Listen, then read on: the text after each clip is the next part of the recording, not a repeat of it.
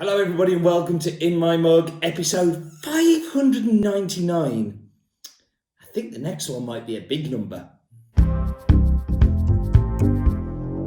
So again, welcome. We still live in these strange times. I am now entering my 7th week of isolation, which I'm sure lots of you are also in the similar position. And I hope that you're keeping well and safe, and I pray for normal times to resume. But why we don't have normal times, we have our Steve isolating virtual Steve to take you through this week's coffee.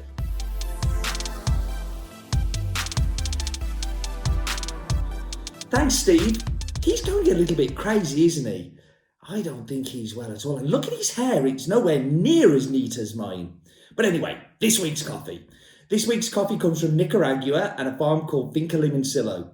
We first bought this coffee back in 2007 from the Cup of Excellence. But actually, I knew the family way before that. Back in 2004, my first ever origin trip was to Nicaragua.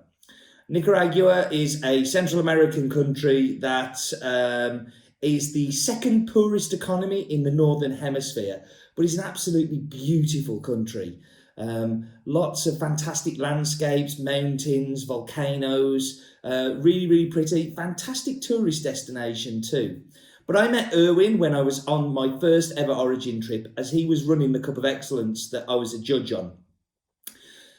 From there, we became really good friends.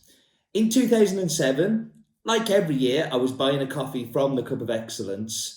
And I bought this coffee, and about half an hour after buying it, I got an email from Irwin saying, dude, you just bought my family's coffee. And since then, they've become a really important part of has been, and a really important coffee for us to have. I've visited Limoncillo many, many times. I've actually lost count of how many, but it must be at least 8 or 9 times. And I love visiting. I'm going to show you a video now on the screen of hiking from the top of the farm down to the waterfalls. This hike just shows you how forest-like and how amazing this farm really, really is. It's absolutely beautiful.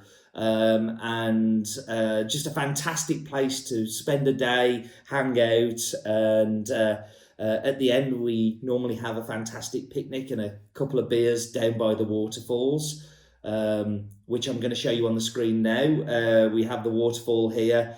This is the main waterfall, one of 9 on the farm. I think many impressive things about this farm. One of the most impressive things is that the family really look after the people who live there. They provide healthcare, they provide education, they have stores there which are subsidised. So with all of the farms that the family own, they buy in bulk and then sell at cost to people, so they don't have to go down to the towns. They provide free accommodation for people who are working on the farm. There are many, many families all over the farm in different places, and it's got a real community to it. It's just a warm and welcoming and friendly and lovely place. And the coffee is a Caturra. Caturra is a varietal that grows particularly well in Nicaragua. And it is the first. This is the coffee that we bought that first time from the Cup of Excellence, the washed Caturra. Washed coffee, of course, is where we take the cherry and we remove the seed or the bean as you know it, and it's then washed and then dried, and tends to give you a much cleaner taste than things like Pulp Natural and Natural. I'm going to show you some photos up on the screen. So here we have a picture of Irwin. This is my friend who I met that time back in 2004, and showing a few more pictures of him here. Looking very proud at his nursery, and then looking very proud at his big truck. Then we've got a picture of the waterfall again. This is with Eliane and Dr. Moreish. Dr. Moreish is... he's the father of the family, but also he's the pinnacle of the family. Everything revolves around Dr. Moreish. Some more pretty pictures of the farm, showing you here the office, and then Here's Dr. Moreish and Eliane, and I'm sure he's telling her that we should do something better and we should do something different, as he's always thinking and trying to engineer. And we finish up with a picture of the mill. So next up, we've got a picture of Has Been Towers. I remember that place. And we're going to zoom up, and we're going to see a beautiful view of the world. And then we're going to zoom down into Nicaragua. Now here we've got Nicaragua, and then we're going to kind of go right down to the farm. I think that's enough from me. So it's time to hand back to Steve, who is going to do some brewing and tasting. Thanks, Virtual Steve. I like him doing most of the work. It makes it fun. Made a Kalita today instead of a Chemex. I know I'm always making Chemex, but yeah, I felt it was time for a change. So this coffee is a fantastic espresso. Like, it is a really, really good espresso, purely because it's sweet. It's sweet and it's clean. And for me, that's two great things to come through in an espresso. Maybe not so good in the milk, in my opinion. You may think differently, but I think it's a fantastic espresso on its own. But it is delicious brewed coffee. As a filter coffee, wow, one of my favourites. Like, really is one of my favourites.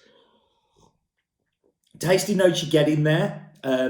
First of all, it's got like a little bit of an acidity bite, but it's kind of like, it's not dominant. Think kind of green apple, that kind of like Granny Smith kind of. And then it goes into what it's really good at, which is kind of like a toffee like sweetness with a milk chocolate undertone. It is just like a chugger coffee. You know, when I talk about cachoeira and I'm kind of going, oh, I could drink this all day. This is my Nicaraguan version of that. Such a good coffee from such good people. You know, just really, really fantastic. Like, it ticks all of the boxes.